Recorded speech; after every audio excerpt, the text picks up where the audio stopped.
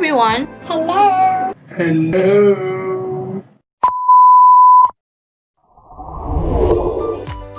Well, today I will explain you about second language learning in the classroom. This is about how we as a teacher will teach second language to students. So let's start it.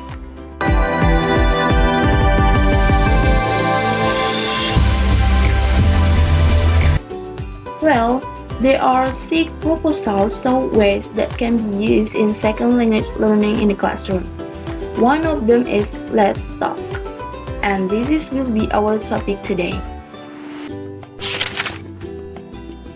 There are a few things you should know if you want to use Let's Talk in the classroom. The first one is Let's Talk supports interactionism. What does it mean? The point in teaching second language are students allowed to express their opinions and thoughts to reach acceptable meanings. So this emphasizes the interaction of the teacher and other students. And the second one is acquiring natural language forms. When students engage in an interaction, they have access to meaningful and comprehensive inputs by negotiating to achieve mutual understanding. By doing that, they will get the forms of language. And next, the third one is grammatical errors can be tolerated. Let's talk focus on the meaning. To achieve this meaning, they can ask and answer genuine questions. So to make it clear, please look at this one.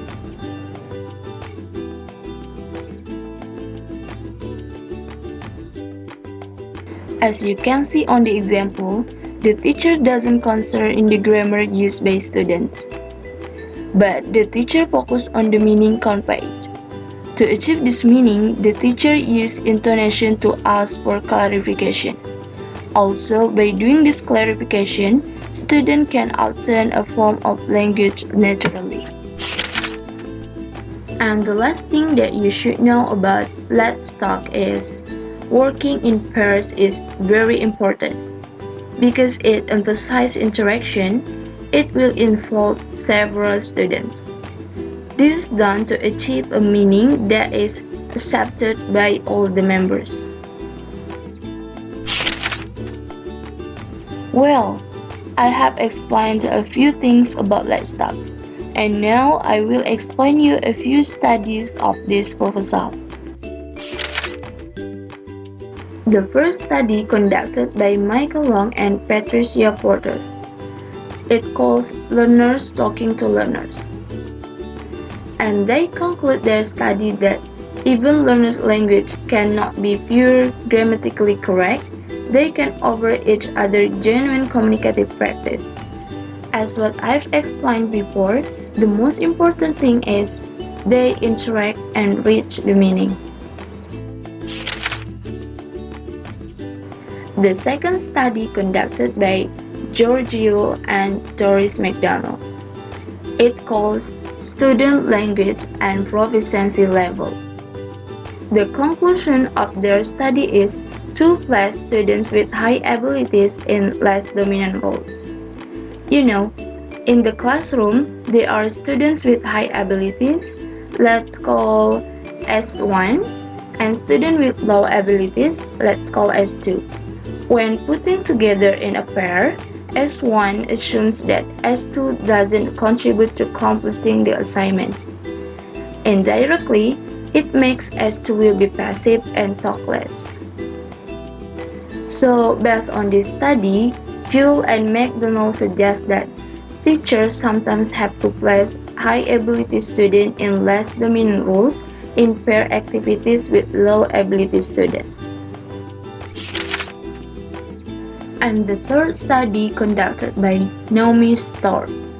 It calls the dynamics of a word pair. In her study, she identified 4 different patterns of interaction. Number 1, collaborative, that is interaction between 2 students involved in each idea. Number 2, dominant and dominant, That is, students who are reluctant to get involved or contribute to others. Number 3, dominant and passive. That is the interaction between students who are authoritarian with students who will assign everything to other students. And the last one is expert and novice. That is interactions between students are stronger than others but actively encourage other students to carry out the assignments. So, Naomi concludes that when partnering work functions collaboratively and students are in expert and novice relationship, they can successfully engage in knowledge development. The first study conducted by Alison Mackey. It called Interaction and Second Language Development. Allison conducted a study among adult students involved in different communication tasks with native speakers of the target language on the question form. At the end of the study, students who interact with native speakers produce more advanced questions, and this result shows that spontaneous natural interactions can be more beneficial for students. And the last study by Kim McDonough. It calls Interaction of Learners in Thai Classroom.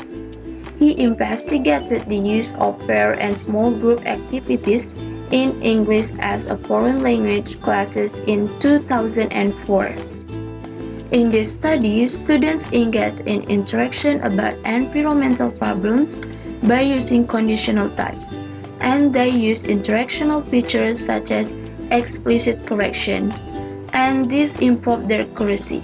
However, when he was asked whether such activities will contribute to learning, it was found that students didn't perceive pair and group activities as useful for learning. So that's all about using Let's Talk in the classroom.